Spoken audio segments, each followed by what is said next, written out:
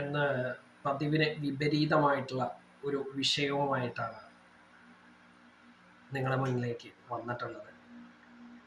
സാധാരണയായി രാഷ്ട്രീയത്തെയും നിയമങ്ങളുടെയും ഒക്കെ തെറ്റായ പ്രവണതയെക്കുറിച്ച് പറയുന്ന ഞാൻ ഇടയ്ക്കിടെ വിദ്യാർത്ഥികൾക്ക് വേണ്ടിയിട്ട് സംസാരിക്കാൻ വരാറുണ്ട് എന്നുള്ളത് നിങ്ങൾക്കെല്ലാവർക്കും അറിയാം. ഇന്നും അതുപോലെ മറ്റൊരു വിഷയവുമായിട്ടാണ് നിങ്ങളുടെ മുന്നിലേക്ക് വന്നിട്ടുള്ളത്. ആ വിഷയം എല്ലാവർക്കും അറിയാവുന്ന ഒരു കാര്യം തന്നെയാണ്. സമ്മർദ്ദം, മാനസിക സമ്മർദ്ദം നമ്മൾ എല്ലാവരും അനുഭവിക്കുന്ന ഏറ്റവും ബുദ്ധിമുട്ടുള്ള ഒരു കാര്യമാണ്. മാനസികമായിട്ട് നമുക്ക് ഉണ്ടാകുന്ന വിഷമങ്ങൾ അല്ലെങ്കിൽ സമ്മർദ്ദങ്ങൾ. എന്നാൽ ഇത് എന്തുകൊണ്ടാണ് സംഭവിക്കുന്നത്, ഇത് ആർക്കാണ് ഏറ്റവും കൂടുതൽ സംഭവിക്കുന്നത് എന്നതാണ് ഇന്നത്തെ എൻ്റെ ചർച്ചാ വിഷയം, അല്ലെങ്കിൽ ഇന്ന് ഞാൻ സംസാരിക്കാൻ പോകുന്നത്. എൻ്റെ കാഴ്ചപ്പാടിൽ എനിക്കോ നിങ്ങൾക്കോ രാഷ്ട്രീയക്കാർക്കോ പൊതുസമൂഹത്തിലെ പല ഉന്നത വ്യക്തികൾക്കോ ഒന്നുമല്ല യഥാർത്ഥത്തിൽ ഇത് കൂടുതലായി ബാധിക്കുന്നത്. ഞാൻ മനസ്സിലാക്കിയിടത്തോളം വിദ്യാർത്ഥികളെയാണ് ഏറ്റവും കൂടുതൽ ഈ ഒരു വിഷയം ഗൗരവമായി തന്നെ ബാധിക്കുന്നത്. മാനസിക സമ്മർദ്ദം വിദ്യാർത്ഥികളോളം ഈ അടുത്ത കാലത്ത് കൂടുതൽ അനുഭവിച്ചിട്ടുള്ള ആളുകൾ വളരെ കുറവാണ്. ആരാണ് വിദ്യാർത്ഥികളുടെ ഈ ഒരു പ്രശ്നത്തിന് പ്രധാനപ്പെട്ട കാരണക്കാർ എന്ന് ചോദിച്ചാൽ ഒട്ടേറെ ആളുകളുണ്ട്, അല്ലെങ്കിൽ ഒട്ടേറെ സംഭവങ്ങൾ തന്നെ ഇതിന് പിന്നാലെയുണ്ട് എന്ന് പറയേണ്ടി വരും.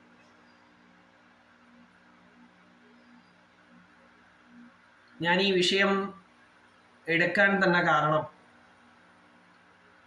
ഇതുപോലെ ഒരു അവസ്ഥ അനുഭവിച്ച ഒരു വ്യക്തി, ഒരു വിദ്യാർത്ഥി എനിക്ക് വളരെ വേണ്ടപ്പെട്ട ആളാണ്. അതിൽ നിന്നും എങ്ങനെ തരണം ചെയ്യാൻ സാധിക്കും എന്ന് എന്നോട് ചോദിച്ചതും അതിന് എൻ്റെ പരിമിതമായ അറിവ് വെച്ച്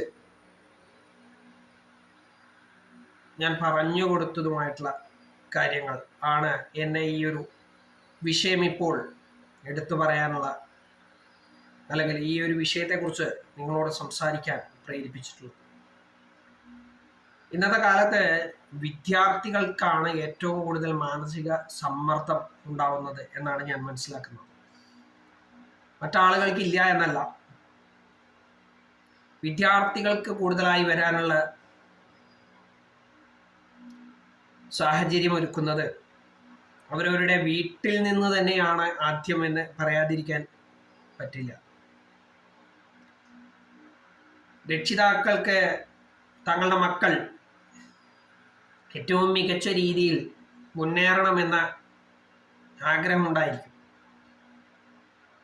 അതിൽ തർക്കമൊന്നുമില്ല എന്ന് മാത്രമല്ല, അത് ഞാൻ അവരെ കുറ്റം പറയാനും നിൽക്കുന്നില്ല. ഏതൊരു രക്ഷിതാവിനെ സംബന്ധിച്ചും തങ്ങളുടെ മക്കൾ ഉയരങ്ങളിലേക്ക് എത്തണം എന്നുള്ളത് വളരെ ആഗ്രഹിക്കുന്ന ഒരു കാര്യം തന്നെയാണ്. എന്നാൽ സ്വന്തം മക്കളുടെ കഴിവ് എത്രത്തോളം ഉണ്ട് എന്ന് മനസ്സിലാക്കാൻ, അല്ലെങ്കിൽ അത് അംഗീകരിക്കാൻ പലരും തയ്യാറാവുന്നില്ല. വാസ്തവത്തിൽ തങ്ങളുടെ മക്കളെ മറ്റു കുട്ടികളുമായിട്ട് താരതമ്യം ചെയ്തുകൊണ്ട് കുട്ടികൾക്ക് ആദ്യമായി സമ്മർദ്ദം നൽകുന്നത് വീടുകളിൽ നിന്ന് തന്നെയാണ് എന്നുള്ളതിൽ തർക്കമൊന്നുമില്ല. നീ അവനെ കണ്ടുപഠിക്ക്, ഇവനെ കണ്ടുപഠിക്ക് എന്നതാണ് ചെറുപ്പം തൊട്ട് കുട്ടികളെ രക്ഷിതാക്കൾ പറഞ്ഞ് പഠിപ്പിക്കുന്നത്, അല്ലെങ്കിൽ മനസ്സിലാക്കാൻ ശ്രമിക്കുന്നത്. ഒരുപക്ഷെ അവർ കാണിച്ചു കൊടുക്കുന്ന വ്യക്തി ഏതെങ്കിലും ഒരു മേഖലയിൽ മികച്ച രീതിയിൽ എത്തിയിട്ടുണ്ടായിരിക്കാം എന്നുള്ളത് കൊണ്ടാണ് അവരെ ചൂണ്ടിക്കാണിച്ചുകൊണ്ട് തങ്ങളുടെ മക്കളോട് അങ്ങനെ പല രക്ഷിതാക്കളും ആവശ്യപ്പെടുന്നത്.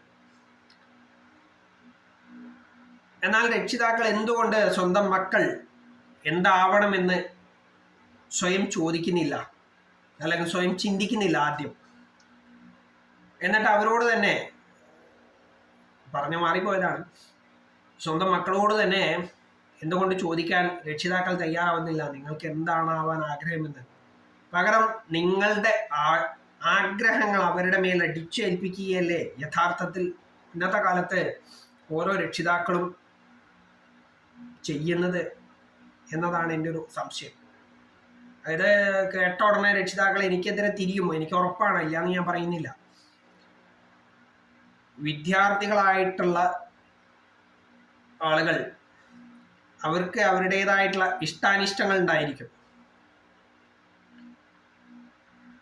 അതൊന്നും ചിന്തിക്കാൻ അല്ലെങ്കിൽ അതിനെക്കുറിച്ച് ബോധവാന്മാരോ ബോധവതികളോ ആയിട്ടില്ലാത്ത രക്ഷിതാക്കൾ തങ്ങളുടെ മക്കളുടെ കാര്യത്തിൽ കൂടുതലായിട്ട് ഇടപെടുമ്പോൾ കുട്ടികൾക്കാണ് സമ്മർദ്ദം കൂടി വരുന്നത് എന്നുള്ളതാണ് വാസ്തവം. ഒട്ടേറെ പ്രഗത്ഭർ ഇതിനെക്കുറിച്ച് സംസാരിച്ചിട്ടുള്ളതാണ്.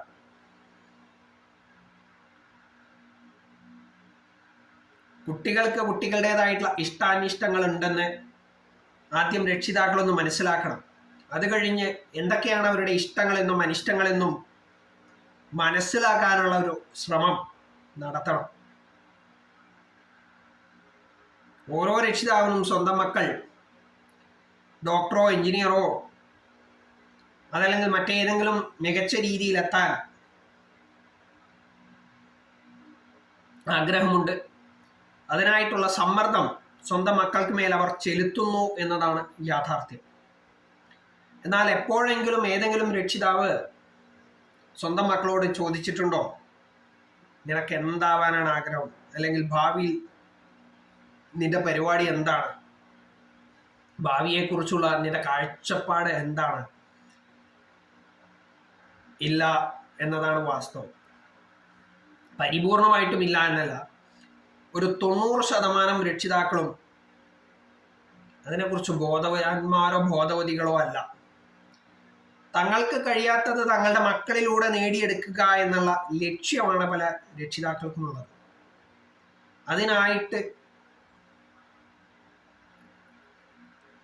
അവരുടെ മുകളിൽ സമ്മർദ്ദം ചെലുത്തുകയാണ് യഥാർത്ഥത്തിൽ രക്ഷിതാക്കൾ ഇപ്പോൾ ചെയ്തുകൊണ്ടിരിക്കുന്നത്. വാസ്തവത്തിൽ അത് ക്രൂരതയാണ്. മക്കളുടെ ഇഷ്ടാനിഷ്ടങ്ങളെ കണ്ടറിഞ്ഞ് അതിനു വേണ്ട സപ്പോർട്ട് കൊടുക്കുന്നതിന് പകരം തങ്ങളുടെ ഇഷ്ടങ്ങൾ മക്കളിലൂടെ നേടിയെടുക്കാൻ ശ്രമിക്കുന്നത് തീർച്ചയായിട്ടും തെറ്റാണ്. ഇത് ഉപദേശിക്കാൻ ഞാൻ ഒരാളുമല്ല, പക്ഷേ ഞാൻ കണ്ടറിഞ്ഞ ഒരു വാസ്തവം നിങ്ങളുമായി പങ്കുവച്ചു എന്ന് മാത്രം.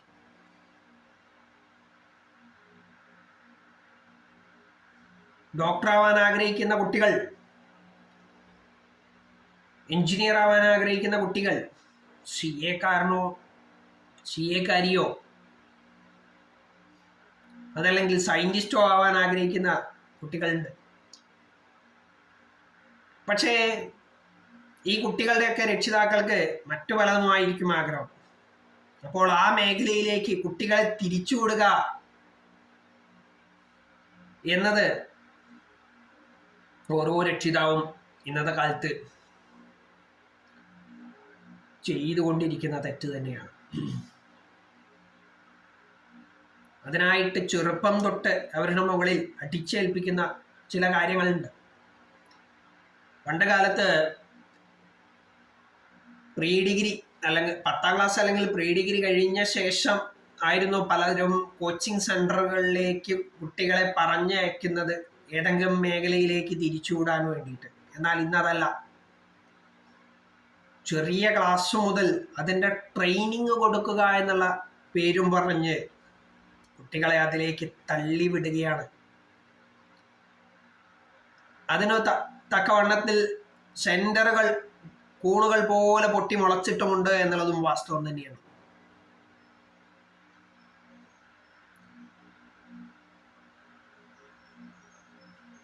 അത് യഥാർത്ഥത്തിൽ സ്വന്തം മക്കളോട് ഓരോ രക്ഷിതാവും ചെയ്യുന്ന തെറ്റ് തന്നെയാണ്. കളിക്കേണ്ടുന്ന സമയം പോലും പഠിക്കുവാൻ നിർബന്ധിതരായി പഠനത്തിൻ്റെ മാത്രം കാര്യം ചിന്തിച്ച് അതിൻ്റെ പ്രഷർ തലയ്ക്ക് കൂടുതലായി കൊടുക്കുന്ന കുട്ടികൾ, അതാണ് ഇന്നത്തെ തലമുറയിലെ കുട്ടികളുടെ അവസ്ഥ. അത് മാത്രമല്ല, ഇതുമായി ബന്ധപ്പെട്ട് മറ്റു പല കാര്യങ്ങളുമുണ്ട്. പ്രത്യേകിച്ചും ഒരു പരീക്ഷ നടക്കുന്നു എന്ന് കരുതുക. പരീക്ഷയിൽ മികച്ച രീതിയിൽ പെർഫോം ചെയ്യാൻ ഒരു കുട്ടിക്ക് സാധിച്ചിട്ടില്ലെങ്കിൽ കുട്ടിയുടെ രക്ഷിതാക്കൾ, അധ്യാപകർ, സഹപാഠികൾ ഒക്കെ പറയുന്ന കാര്യം എന്താണെന്ന് അറിയോ? ഞാൻ കേട്ടതും കണ്ടതുമായിട്ടില്ല. നീ മികച്ച രീതിയിൽ ചെയ്യാത്തത് കൊണ്ടാണ് നിനക്ക് പരാജയം രുചിക്കേണ്ടി വന്നത്, അല്ലെങ്കിൽ നിനക്ക് മാർക്ക് കുറഞ്ഞത്. പക്ഷെ അവരിൽ ഒരാൾ പോലും എന്തുകൊണ്ട് ഇത് സംഭവിച്ചു എന്ന് അന്വേഷിക്കാൻ നിൽക്കുന്നില്ല. ആദ്യം തന്നെ കുറ്റം ആരോപിക്കുകയാണ്, അല്ലെങ്കിൽ നീ തെറ്റ് ചെയ്തു എന്ന് പറഞ്ഞ് അവനെ മാനസികമായിട്ട്, അല്ലെങ്കിൽ അവളെ മാനസികമായിട്ട് തകർക്കുകയാണ്. എന്തുകൊണ്ടത് സംഭവിച്ചു? നിനക്ക് ഇഷ്ടമില്ലാത്തത് കൊണ്ടാണോ, അല്ലെങ്കിൽ നിന്റെ ഇഷ്ടങ്ങൾ എന്താണ് എന്നൊന്നും അറിയാൻ രക്ഷിതാക്കളോ അധ്യാപകരോ സഹപാഠികളോ തയ്യാറാവുന്നില്ല. അതുകൊണ്ടാണ് ഞാൻ ആദ്യമേ പറഞ്ഞത്, ആദ്യത്തെ ഉത്തരവാദി രക്ഷിതാക്കൾ തന്നെയാണ്. വീട്ടിൻ്റെ അകത്ത് നിന്ന് തന്നെയാണ് ആദ്യത്തെ സമ്മർദ്ദം. പിന്നീടാണ് സ്കൂളുകളിലായാലും വീട്ടിലായാലും സഹപാഠികൾക്കിടയിലായാലും വിദ്യാർത്ഥികൾ അനുഭവിക്കുന്ന മറ്റൊന്നാണ് താരതമ്യ സമ്മർദ്ദം. ഒപ്പമുള്ള അല്ലെങ്കിൽ കൂട്ടുകാരായിട്ടുള്ള അല്ലെങ്കിൽ അടുത്തടുത്തിരുന്ന് പഠിക്കുന്ന ആളുകൾ തമ്മിലുണ്ടാകുന്ന മാർക്കിൻ്റെ വ്യത്യാസം, ചെറിയ മാർക്കോ ആയിക്കോട്ടെ വലിയ മാർക്കോ ആയിക്കോട്ടെ, പക്ഷെ അതിൻ്റെ പേരിൽ നടക്കുന്ന താരതമ്യങ്ങൾ കുട്ടികൾക്കുണ്ടാക്കുന്ന മനപ്രയാസം എത്രത്തോളമാണെന്ന്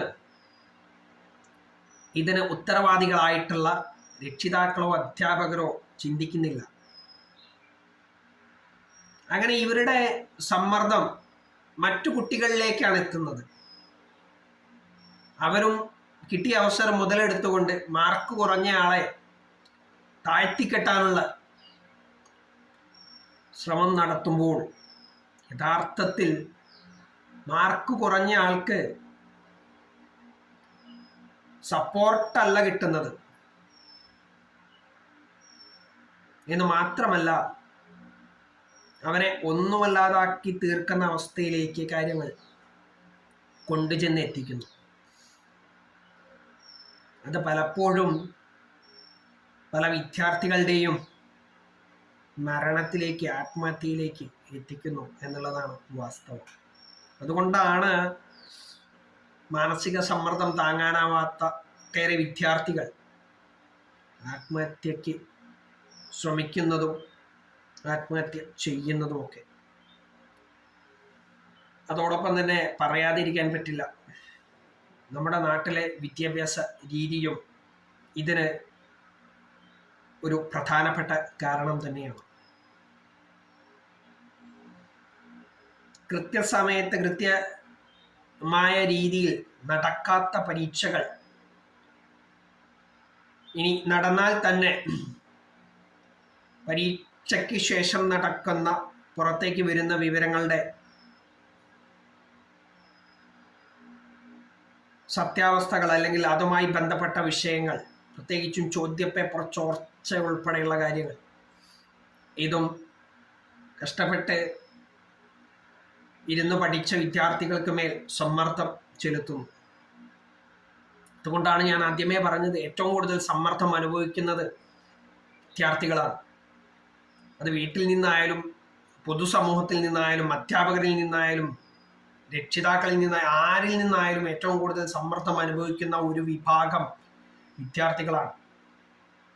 ആൺപെൺ വ്യത്യാസമൊന്നുമില്ലാതെ അവരെ സമ്മർദ്ദത്തിലേക്ക് നയിച്ചുകൊണ്ട് അവരെ മരണത്തിലേക്കാണ് ഇക്കൂട്ടർ നടത്തിക്കുന്നത് അല്ലെങ്കിൽ കൊണ്ടുചെന്നെത്തിക്കുന്നത് എന്ന് അവർക്ക് മേൽ സമ്മർദ്ദം ചെലുത്തുന്ന ആളുകൾ ഒന്നും ചിന്തിക്കുന്നില്ല. ഒരു പരീക്ഷ തോറ്റു കഴിഞ്ഞാൽ അത് തോറ്റോട്ടെ, സാരമില്ല, അടുത്തതിൽ നമുക്ക് ശ്രമിക്കാമെന്ന് പറയുന്നതിന് പകരം നീ പഠിക്കാത്തത് കൊണ്ടാണ് തോറ്റത്, നീ പഠിക്കുന്നില്ല, കൃത്യമായ സൗകര്യങ്ങൾ ഒരുക്കി തന്നിട്ടും പഠിക്കുന്നില്ല എന്ന് പറയുന്ന രക്ഷിതാക്കൾ. നിന്നോട് ഞാൻ ആദ്യമേ പറഞ്ഞു അവന്റെ ഒപ്പം കൂട്ടുകൂടേണ്ട, മറ്റവന്റെ ഒപ്പം കൂട്ടുകൂടിക്കോ. നിന്റെ ഇപ്പോഴത്തെ കൂട്ടുകാരൻ മോശമാണ് അല്ലെങ്കിൽ കൂട്ടുകാരി മോശമാണ് എന്ന് പറയുന്ന അധ്യാപകർ എല്ലാവരെയും അല്ല, ഇപ്പോഴത്തെ സാഹചര്യത്തിൽ പറഞ്ഞു പോവുകയാണ്. ഇന്നത്തെ കാലത്ത് നടന്നുകൊണ്ടിരിക്കുന്ന വാസ്തവം തന്നെയാണ്. ഇതൊക്കെ കഴിഞ്ഞു കഴിഞ്ഞാൽ സെന്ററുകൾ, അതായത് കോച്ചിങ് സെന്ററുകൾ, നിങ്ങൾ അവിടെ പഠിക്കണ്ട, അവിടെ പഠിച്ചു കഴിഞ്ഞാൽ മെച്ചമൊന്നുമില്ല, ഞങ്ങളുടെ അവിടെ വരൂ, ഞങ്ങളാണ് മികച്ചവർ എന്ന് അവകാശവാദം ഉന്നയിക്കുന്ന സെന്ററുകൾ, കോച്ചിങ് സെന്ററുകൾ. ഇതൊക്കെ കഴിഞ്ഞ് ചോദ്യം നേരിടുന്ന വിദ്യാർത്ഥികൾ, അതായത് ചോദ്യ പേപ്പറുകൾ കയ്യിൽ കിട്ടി പരീക്ഷ എഴുതി പുറത്തേക്ക് ഇറങ്ങുമ്പോൾ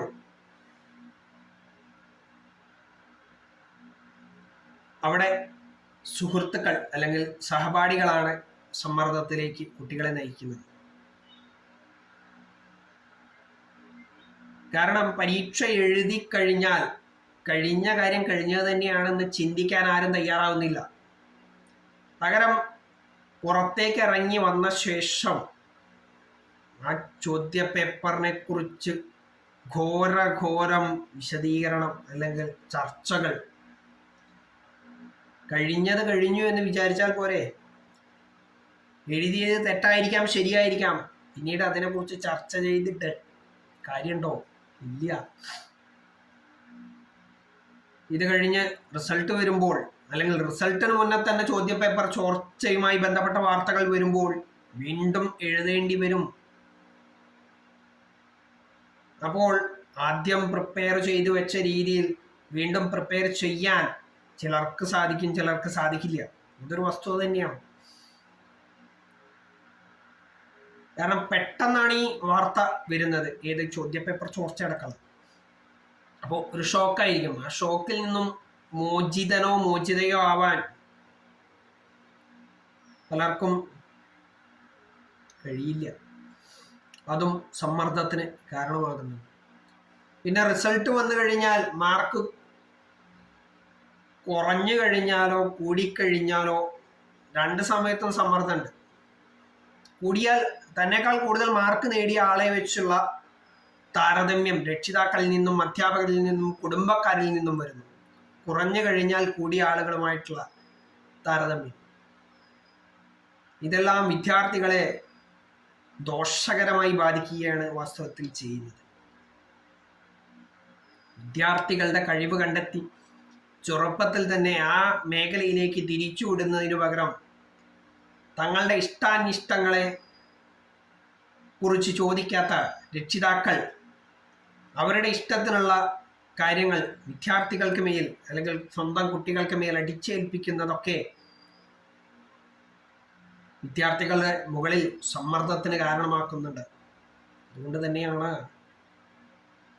കഴിഞ്ഞ കുറച്ചു കാലങ്ങളായിട്ട് ഏറ്റവും കൂടുതൽ വിദ്യാർത്ഥി മരണങ്ങൾ, ആത്മഹത്യകൾ നമ്മുടെ രാജ്യത്ത് കൂടുതലായി കാണുന്നത്.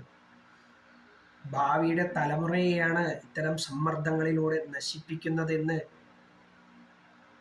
രക്ഷിതാക്കളും അധ്യാപകരും സഹപാഠികളും ഇവിടുത്തെ ഗവൺമെന്റ് പോലും ചിന്തിക്കുന്നില്ല എന്നുള്ളത് വളരെ ഖേദകരമായിട്ടുള്ള കാര്യമാണ്. സ്വന്തം മക്കളുടെ ഇഷ്ടാനിഷ്ടങ്ങൾ ചോദിച്ചറിഞ്ഞുകൊണ്ട് അവരെ അവരുടെ ഇഷ്ടമേഖലയിലേക്ക് വഴിതിരിച്ചുവിടാൻ ഓരോ രക്ഷിതാക്കളും ശ്രമിക്കണം. എന്നിരുന്നാൽ മാത്രമേ നിങ്ങളുടെ മക്കളുടെ ശോഭനമായ ഭാവി സാധ്യമാവുകയുള്ളൂ. നിങ്ങളുടെ ഇഷ്ടാനിഷ്ടങ്ങൾ അല്ല മക്കളുടെ ഇഷ്ടാനിഷ്ടങ്ങൾ എന്നുള്ള ഒരു ബോധ്യം ഓരോ രക്ഷിതാവിനും ആവശ്യമാണ്.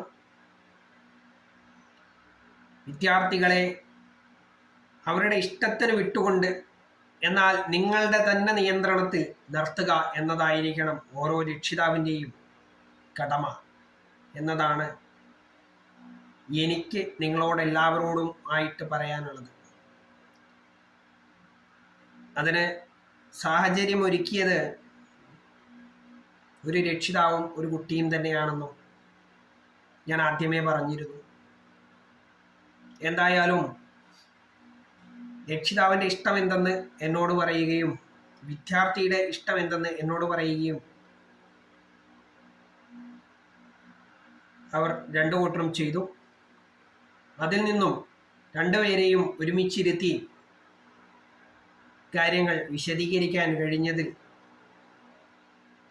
വളരെയധികം സന്തോഷമുണ്ട്.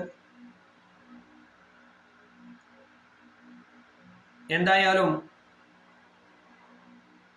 സ്വന്തം മകനെ അവൻ്റെ ഇഷ്ടത്തിന് വിട്ടുകൊണ്ട് എന്നാൽ സ്വന്തം നിയന്ത്രണത്തിൽ തന്നെ കൊണ്ടു നടക്കാൻ ആ രക്ഷിതാവ് തയ്യാറായി എന്നുള്ളതിൽ വളരെയധികം സന്തോഷം. അതുമാത്രമല്ല, ഇഷ്ടപ്പെട്ട മേഖലയിലെ ആദ്യ കടമ്പ കൂടി